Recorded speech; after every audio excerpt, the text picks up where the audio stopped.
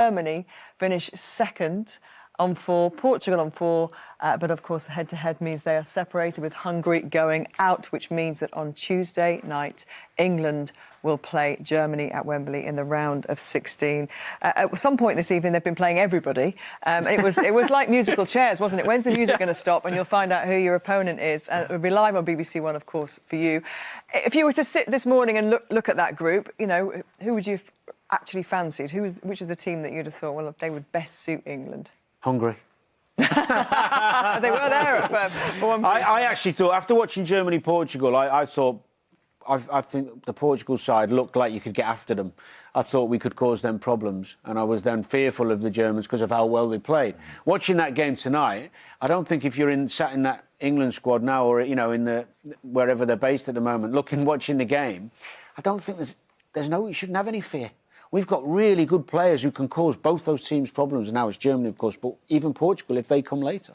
And from what you've seen of England, Jürgen, they can cause Germany problems. Yeah, I think that both teams, are a bit in a similar situation, and also if you look through the team, position by position, I think it's very, very even. It will be a 50-50 battle.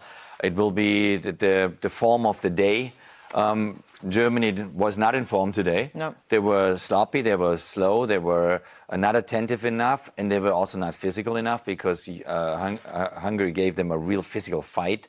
They were not up for it, and they struggled, but at least, they kind of saved themselves like they often do in the last kind of minutes and got through then in the group. But we saw a different phase against Portugal. Now we saw again a different phase, and with England we had a little bit the same story with Scotland and the Croatia game.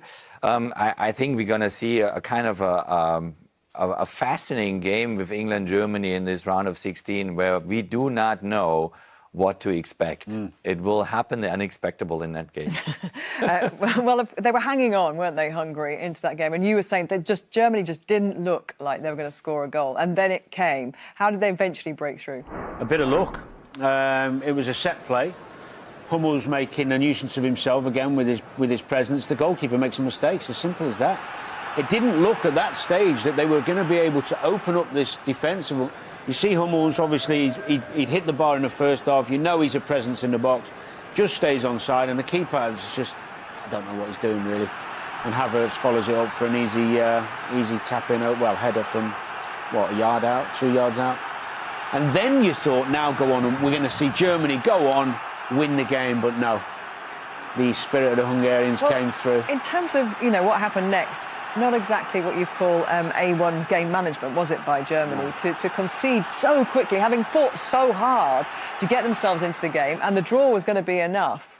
Yeah, I think they were a little bit overwhelmed, maybe also a moment, a bit tired in their mindset.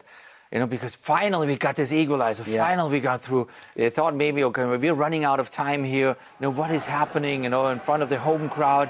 And so they were just a second too relaxed here. Everyone, they were not closing down. They were not expecting any issues there. Kimmich was not going at the man. And then Sané loses basically the runner on the right side. And this is a beautiful ball. Ginter needs to drop off as well, doesn't he? Yeah, and also Hummels needs to react earlier. But in this occasion, I'm the biggest Manuel Neuer fan since always. In that moment, he made the mistake to come out too early there. He was too aggressive in his way to come out there. He should have stayed behind, and this would not have happened.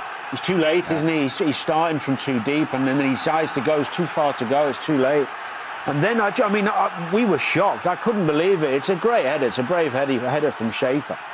And then you think, this could be one of the biggest shocks we've seen in the European Championships.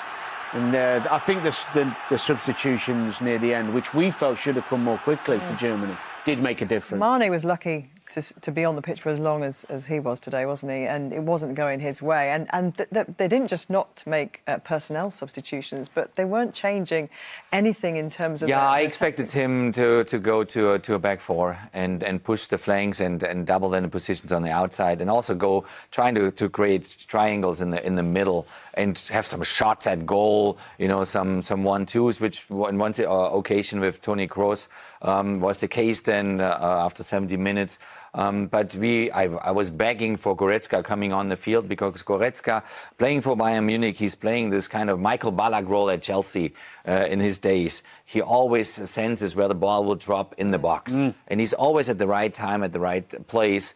And with a shot, basically, from the edge of the box, then he made the difference. But they try to force it in, at least. You know, they kicked it up a gear. He actually nearly scored earlier, Jurgen, didn't he? When it nearly got on the end of a cross, the header.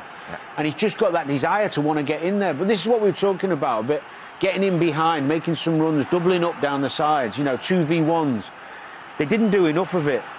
I mean, it will be a different game on Tuesday, because England will try and attack Germany and leave some spaces, because we're a better side than Hungary.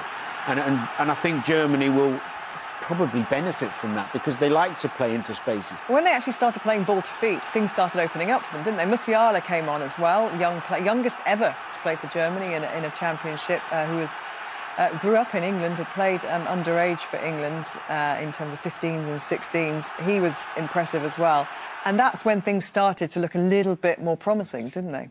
Yeah, at the moment they kind of got a little bit more fluid and took people on and took some risks here and there. It looked better, but obviously you could see that they were overthinking that whole situation. They were worried. They were worried not to get that goal and maybe just getting out of the tournament. And at a certain point they try to force it then, and a little bit. You need a little bit of luck then too.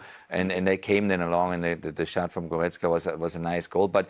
Overall, looking at the 90 minutes, Germany didn't create enough chances, didn't do enough, kind of out of the flow. Set pieces were bad. The corner kicks were short. Wasteful. There was a lot of waste, wasn't there? Yeah. The thing is, it just shows you when you've got a team that's well coached, that's very fit, very determined.